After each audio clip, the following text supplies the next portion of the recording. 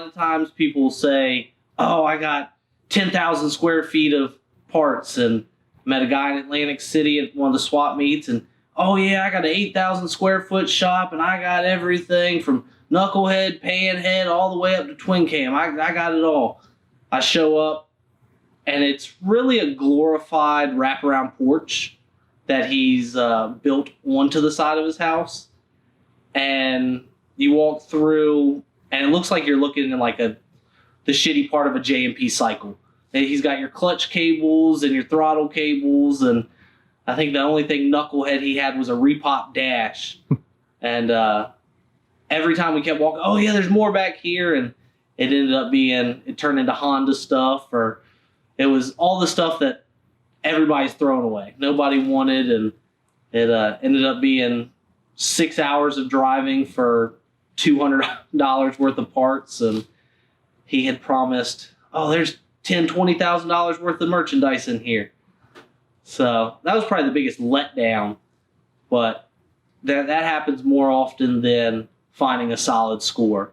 I'd say for every good score, there's 15 to 20 duds, and a lot of time just on the road for no payout. But it's part of the fun, and you never know what you're going to find, because I've gone to the trailer park and picked out S&S carburetors, and I got an old David Mann tapestry hanging on the wall that was in a bar in the 70s in Portsmouth, and he just had everything thrown in a box and said, give me $80 and it's all yours.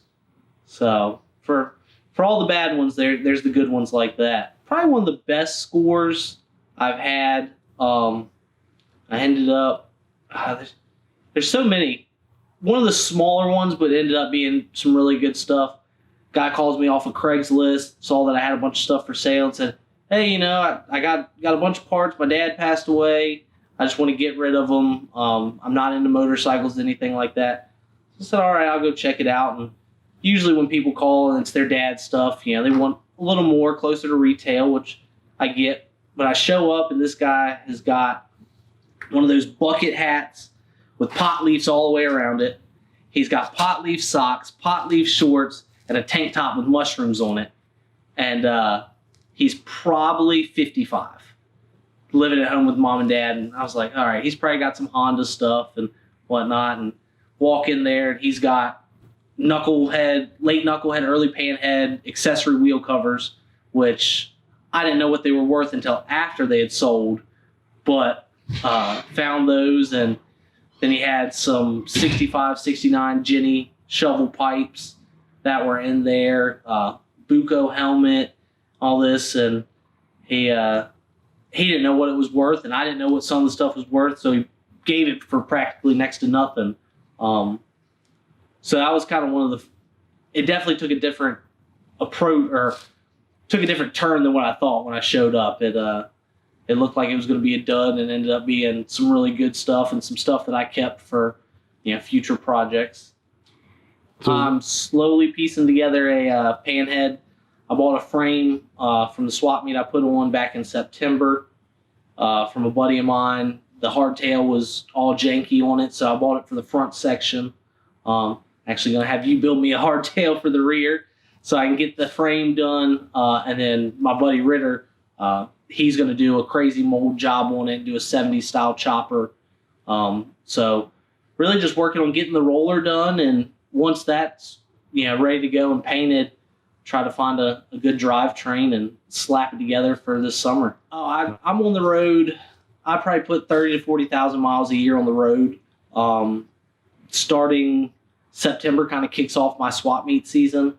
I hit the AMCA, the last one in September. Then I got Howard County. That's in October. November is Jam On Productions. They do that in the farm complex in Pennsylvania. And then I'm off for December, usually nothing around. But January, I'll be in Howard County the last weekend of January. The first weekend in February, I'm in Cheap Thrills, which is one of my favorite swap meets. It's, a lot of chopper parts and guys building some really rad stuff that you wouldn't expect to see up in Jersey. And then after that, I hit Timonium in Maryland, which is another jam one. And then after that, it really starts the AMCA meets, which are about once a month. So it's a lot of driving, but I usually can get a few goodies and sell a little bit of stuff to pay for the gas.